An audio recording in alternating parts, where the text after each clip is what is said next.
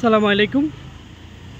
আমাদের প্রজেক্ট 3-তে চলতেছে এই তপ্ত রোদের মধ্যে স্প্রিংলার ইরিগেশন। এই যে আঙুরের বাগানে আমাদের স্প্রিংলারের মাধ্যমে পানি দেওয়া হচ্ছে।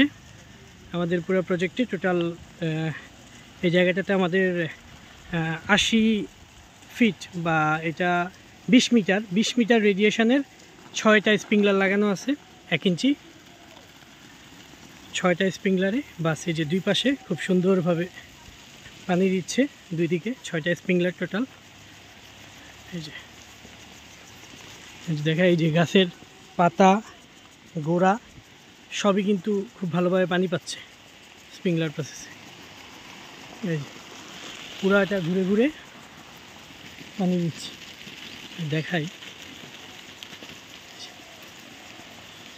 খুব সুন্দরভাবে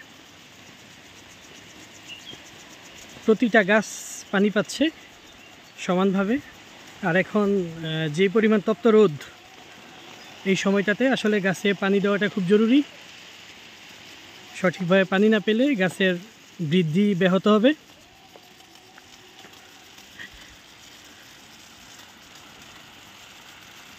এই